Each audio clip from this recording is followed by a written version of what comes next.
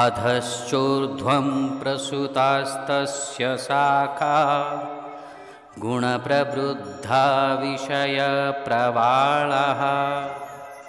अधश्च मूलान्यनुसन्ततानि कर्मानुबन्धिनी मनुष्यलोके। बंधुगण, श्रीकृष्ण भौतिक सृष्टि को अश्वत्थ वृक्ष सहित तुलना करिबा जारी रखिछन्ति। यार मुख्य गंडी मनुष्यर शरीर अटे, जोंठारे रही आत्मा कर्म करिथाए। यार शाखा गुड़िक उभय निम्नगामी एवं ऊर्ध्वगामी होइथान्ति।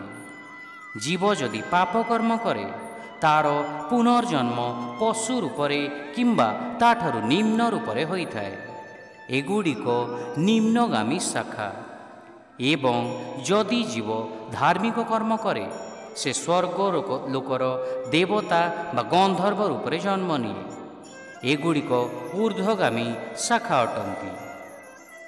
जेपरी जल द्वारा वृक्षर सिंचन होइथाए, ठीक सेहीपरि माइक जगतर एई वृक्ष को माइक प्रकृतिर तीन गुण सिंचन करिथांती। एही तीन गुण इंद्रिय विषय को अंकुरित करती, जहा वृक्षर कढ़ सदृश्य अटंती, जहाकू विषय प्रवालाहा कहा जाइछि। अश्वत्थ वृक्षर दृष्टांतरे भौतिक जगतर इंद्रिय विषय गुड़िक वृक्षर कढ़ सदृश्य अटंती। सेगुड़िक अंकुरित होई व्यक्ति ठारे इंद्रिय भोग कामना सृष्टि करती। एही कामना गुड़िकु वायवीय मूल सहित तुलना करा जाइछि। यह वृक्षर वृद्धि पाई रस प्रदान करे। भौतिक सुख भोगर कामनारे प्रेरित होई जीव कर्मरे लिप्त हुए।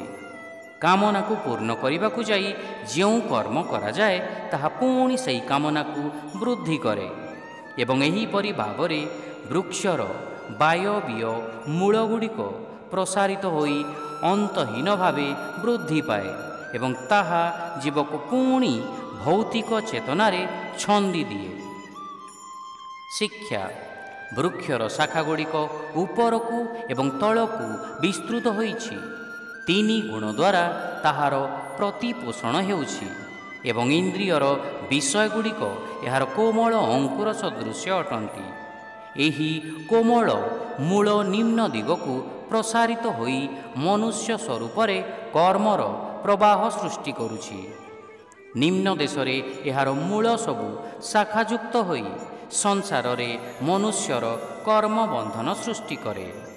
The branches of the tree extend upward and downward, nourished by the three gunas, with the objects of the senses as tender buds.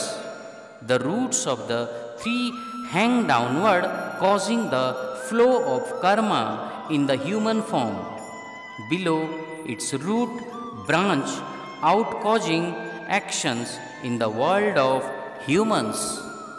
Hare Krishna.